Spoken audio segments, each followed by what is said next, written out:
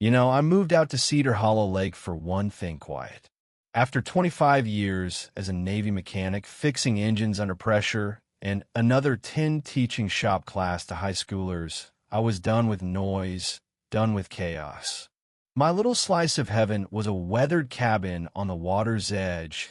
Nothing fancy, just a two-bedroom place with a creaky porch and a private dock stretching 20 feet into the Lake Me sanctuary, built long before I got there, where I'd sit with my coffee, my mutt rusty at my feet, watching the sunrise ripple across the water like it was painting the world just for me. For years, it was perfect. I'd fish with my grandson, Tommy, on weekends, or just lie back in an old lawn chair, listening to the dock groan under my weight, the lake whispering back. My neighbors across the way kept to themselves, and the HOA. They were too busy nitpicking about lawn ornaments or Christmas lights to care about us lakefront folks. That is, until Linda Harper showed up.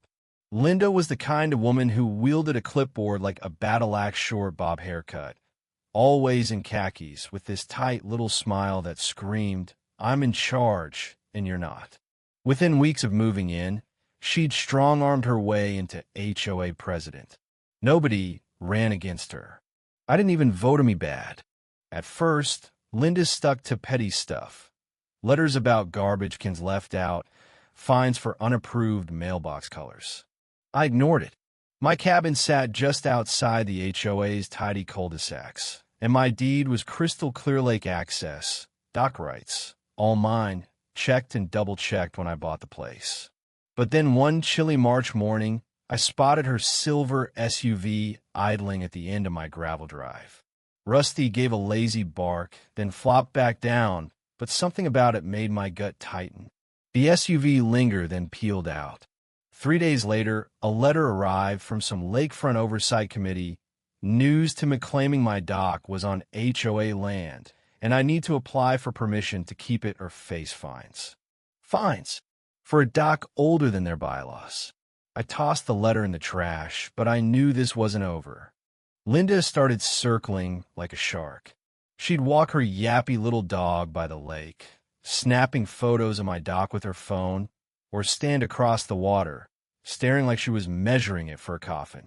I kept my cool, sanding down a railing, earbuds in, pretending she wasn't there.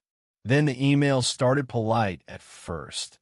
"Dear Mr. Bennett, we value your cooperation in maintaining community standards." Then sharper, "Unauthorized structures and shared spaces are under review." Shared spaces? My dock was on my land, backed by 2 county surveys showing my property line stretched 10 feet past the dock's edge, grandfathered in from '79.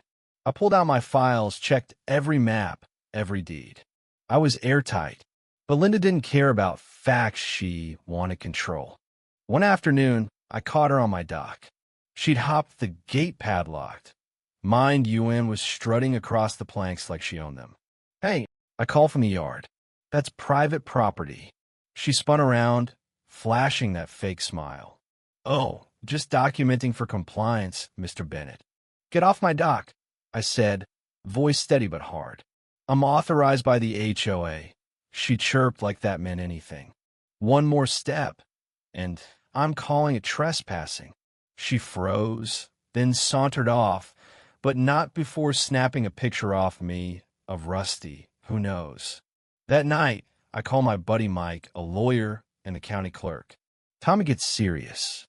I dug out every document I had: deeds, surveys, photos of the dock from '95, even a letter from the old owner about its upkeep. I scanned it all, backed it up, ready for war. Linda thought she could bully some retired guy into folding. She didn't know I'd face down worse than her in engine rooms and union meetings. A week later, there she was again, bold as brass, on my dock, phone up, filming like she was Spielberg. I didn't shout this time. I walked down, Rusty trotting behind, and said, "You're trespassing, Linda." She barely looked up. "HOA business, Mr. Bennett. We've had complaints." "From who?" "You." I shot back. She smirked, still filming. "Protocol." I pulled out my phone and snapped a photo of her. I'm documenting too. Her smile flickered, and she hightailed it to her SUV, tires digging into my grass as she sped off. I filed a trespassing report with the sheriff, time-stamped photo and all. Didn't expect much, but I wanted a record. Then the HOA upped the ante letters citing Article 2.7, non-compliant structures, demanding I stop using my dock pending an environmental review. A bill for $300 in fines came next. I laughed, but it wasn't funny. Mike helped me draft a cease and desist letter to Linda, not the HOA, citing harassment and trespassing. We sent it certified mail. Her response? A new Lake Harmony task force letterhead Comic Sans. For God's sake, claiming my dock might cause erosion risks. I installed a motion sensor camera by the shed. Sure enough, at 6 a.m., it caught her sneaking onto my dock, tacking up a do not use sign. I yanked it down, shouting, "What's this crap, Linda?" She just called back, "You'll hear from us soon," and peeled out. The quiet before the storm didn't last. One morning, I'm sipping coffee when I hear gravel crunch. Linda's SUV rolls right onto my lawn, engine humming, brake lights glowing. She steps out, phone up, narrating, "This structure violates HOA code." I'm watching, heart pounding, when her car lurches forward. She doesn't notice. It rolls again, tires hitting the dock's edge. "Linda, your car." I yell. She spins, eyes wide, and sprints to the door locked. She fumbles her keys, screaming, "No, no, no," as the SUV rolls straight into the lake. Splash. Water gushes, the back end lifts, then sinks with a gurgle. Papers float. Her clipboard's gone. She's knee-deep in water, mascara streaking, shrieking, "This is your fault." I call 911, calm as can be. Vehicle in the lake at 312 Cedar Lane. Driver's safe, but it's sinking. The sheriff, fire crew, and a tow truck show up. Neighbors gawk, phones out. Linda's a mess, blaming me, but the deputy's not buying it. My camera caught everything, her leaving the car in neutral. No brake, filming like a fool. Negligence, the deputy says. Could be fines, maybe charges. They haul her waterlogged SUV out, algae dripping like shame. I stand there, Rusty at my side, feeling not glee but clarity. Physics won. Gravity won. Truth won. The fallout was swift. I handed out folders to neighbor surveys, deeds, proof my dock was legal. They shared their own Linda horror stories. Fines for kids' swing sets, flags, even flower beds. The county confirmed my dock's rights, and the HOA board started cracking. Linda resigned after an emergency vote, citing stress. Her task force was scrapped, but she didn't stop.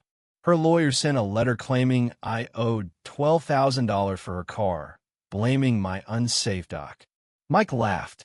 She's got nothing. We countersued for harassment, defamation, the works. In court, I laid it out the trespassing, the videos, her car rolling because she forgot the brake. The judge, a no-nonsense woman, saw through her. "This is bullying, plain and simple," she said, awarding me $7,500. Neighbors in the courtroom cheered. Linda left town quietly, house sold, gone by moonlight. The HOA rewrote its bylaws, added a resident committee. I agreed to join no power trips, just transparency. My dock. It's more than mine now. Neighbors stop by, bring coffee, share stories. Tommy and I fish there, and I build a new bench, carved with October 25 for endurance, not victory. A note from a neighbor, taped to a post, read, "You didn't just save your dock, you saved us all." I kept it. The lake's quiet again, shimmering under the stars. But it's alive with laughter, with neighbors waving, with freedom. I'm no hero, just a guy who wouldn't budge. And yet, I wonder what made Linda think she could rule us? Was it power, fear, or something deeper? I'll never know. But I know this. When you stand your ground, You don't just win, you make room for others to stand too. So what do you think? Ever dealt with a bully like Linda? Drop a comment, share your story. Let's talk about what it takes to fight for what's yours.